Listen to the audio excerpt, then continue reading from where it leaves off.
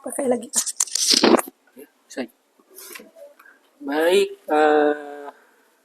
kembali lagi kita sekarang akan membahas tentang kegiatan pasca observasi. Untuk video observasinya nanti bisa dilihat di video yang berbeda. Jadi ini sudah ada banyak sekali catatan sebenarnya ya. Terkait pembelajaran dan juga ada saran saya di luar dari ini. Soalnya kan penilaian saya harus di sini aja. Baik, untuk yang tahap pertama, guru melakukan komunikasi positif untuk membangun suasana kelas yang kondusif. Itu sudah dilakukan dan sangat efektif ya. Jadi bisa dilihat juga nanti dari video pembelajaran bahwa guru itu sudah menyiapkan kelas agar dalam kondisi yang siap belajar. Artinya kelas dalam kondisi bersih, posisi siswa diatur sedemikian rupa, dan juga mereka juga sebenarnya ini masuk dalam ice breaking juga tadi bernyanyi ya, nah, supaya siswa itu ceria. Lalu untuk tahap kedua, guru melakukan strategi pengelompokan untuk mengaktifkan keterlibatan murid. Nah, di sini saya menyadari bahwa memang untuk jadi kelompok itu susah, ya, karena siswanya cuma berdua. Tetapi poin-poin yang di sini adalah sebenarnya bukan hanya tentang poin kelompok, tapi poin diskusinya. Bagaimana mereka bisa berpikir kritis dalam menghadapi sebuah problem, atau ada kan namanya problem based learning, pembelajaran berbasis masalah. Nah, di sini guru sudah mencoba melibatkan siswa melalui kegiatan tanya jawab. Ada sudah, hanya saja siswa masih belajar atas arahan guru. Jadi apa yang guru bilang, maka mereka baru mencari bagian itu. Nah, dan sayangnya eksplorasi mereka lakukan itu terbatas di buku.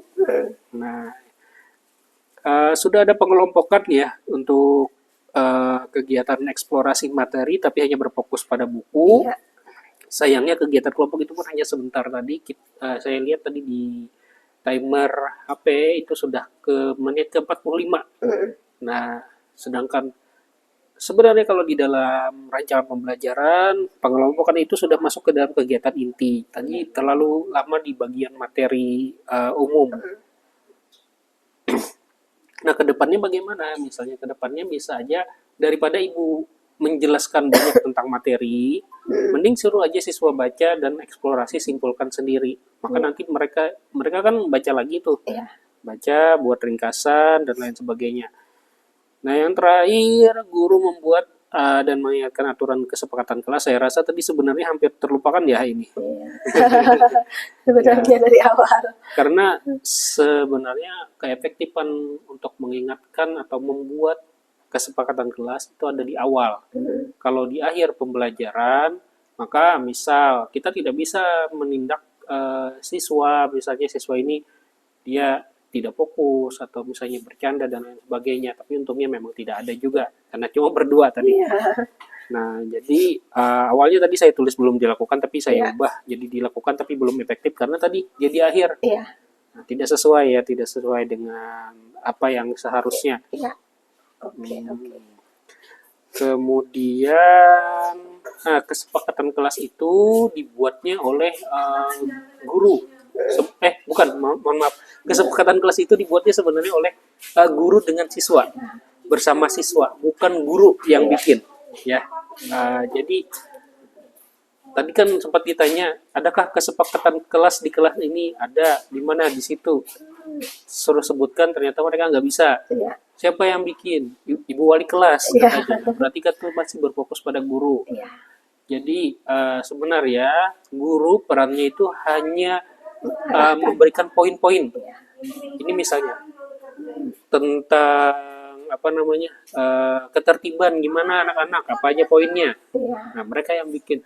Oh, harus pakaian rapi, Bu. Oh, boleh, catat, Bu. Kemudian kalau melanggar apa kira-kira? Nah, tadi sayangnya ketika ibu bikin kesepakatan kelas tidak ada konsekuensi. Jadi mereka cuma sepakat tapi tidak tahu kalau melanggar apa hukumannya. Bukan hukuman, maaf, konsekuensi ya. Nah, jadi seperti itu. Dan diingat lagi bahwa konsekuensi juga berasal dari siswa, bukan dari guru. Tapi guru berhak memberikan opsi. Nah, karena kadang siswa itu bingung apa nih konsekuensinya. Iya. Nah, rekomendasi saya ini untuk ibu biar pembelajarannya lebih baik lagi agar pertama ibu dapat memanfaatkan sumber daya. Iya. Kita Alkitab tadi punya sendiri ya Bu. Iya, mereka bawa sendiri. Mereka bawa sendiri itu bisa aja. Tapi juga mungkin bisa menambahkan video pembelajaran dan lain sebagainya. Kayak keluarga harmonis. Maka ibu mungkin bisa menunjukkan video, oh ini cuplikan keluarga harmonis Iya, seperti tadi ini. ada download tapi Iya. lupa. Nah, iya. Nggak apa-apa karena siswanya berdua kan bisa aja lewat HP, nggak usah pakai infocus atau lain sebagainya, itu nggak usah. Lalu juga contoh keluarga tidak harmonis bisa ditunjukkan. Perlu adanya interaksi antar siswa. Jadi tadi saya lihat interaksinya itu ada, tapi kurang tuh di akhir ya tadi ketika kelompok. Sehingga siswa itu fokus ke buku, ketika ditanya baru nyari jawaban di buku atau melalui HP tadi ya. Lalu disampaikan kembali. Itu bisa aja karena itu masuk ke dalam metode pembelajaran sebenarnya.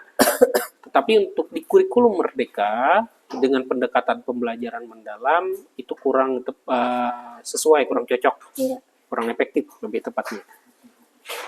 Lalu siswa itu kita bisa minta siswa itu bercerita tentang pengalamannya. Jadi misalnya Astri, gimana di rumah kamu? Biasanya bapakmu kerjaannya apa? Ibumu kerjaannya apa? Nah, baru nanti temannya mungkin menyimpulkan, oh itu sudah harmonis atau belum nih? Sudah bahagia atau belum? Kadang keluarga bahagia kalau secara teori kan lengkap ada bapak, ibu, sama anak. Tetapi pada kenyataannya ketika bapak, ibu, dan anak tidak semeja makan bersama itu belum tentu harmonis. Nah, jadi ada studi kasusnya di situ kita masukkan.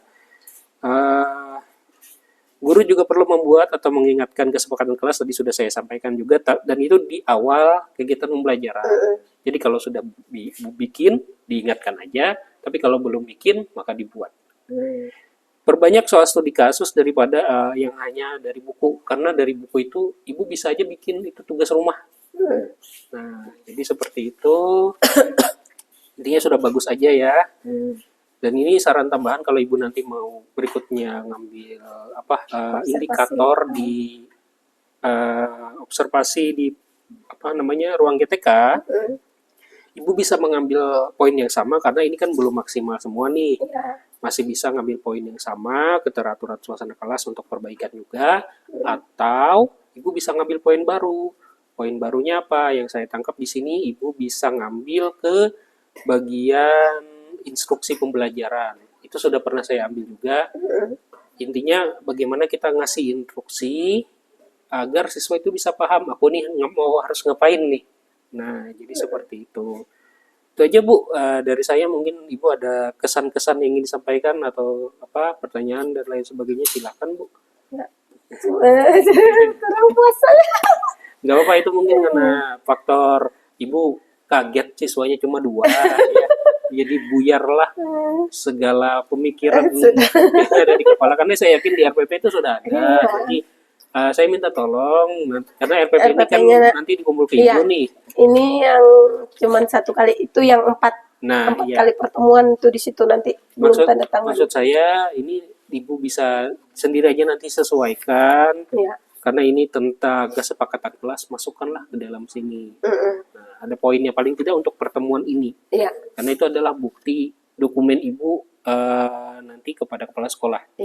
Nah, itu aja Bu. Terima kasih. Kalau memang tidak ada pertanyaan, demikian masih observasi hari ini. Semoga bermanfaat. Terima kasih dan selamat siang.